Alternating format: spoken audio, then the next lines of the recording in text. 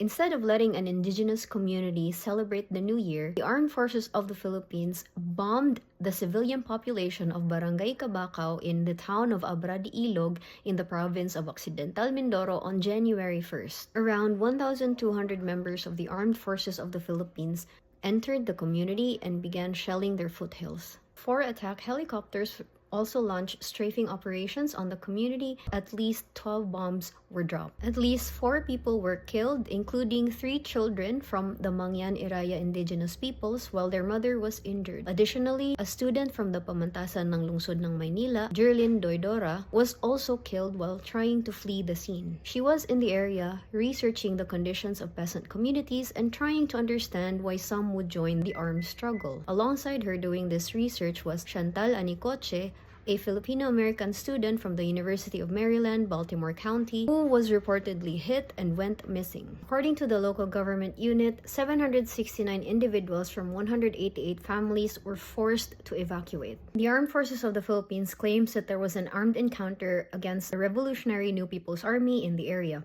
However, the Communist Party of the Philippines disputed this, stating that the NPA were on a medical mission when the attacks began. Human rights groups and environmental advocates say that this is just one in a series of operations that the military has been conducting in Mindoro as an effort of land grabbing and urban development. In Barangay Cabacao alone, there are plans to turn the Luyang Baga Cave into a tourist spot, and the construction of roads for this ecotourism project will destroy the farmlands and fishing grounds of the local community, which is necessary for their livelihood. Similarly, the Mangyan indigenous community in Sitio Malatabaco, Barangay San Vicente in the same town of Abra de Ilog has been under siege by Peaceland Corporation, who has cut off their food supply and has been hamleting them in their homes in order to drive them out of the area. The military has also targeted community leaders and members, including Dolores Sulangon, who reported that she had been tied to a tree and forced to dig her own grave before she was released. Over the last few decades, the Philippine military has consistently targeted indigenous communities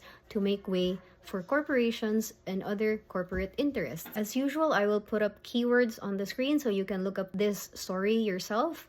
I'm blind. I use a screen reader, and for some reason, I can't edit the captions using the IG video editor. I used to be able to do it, but I can't anymore. So anyway, defend Mindoro.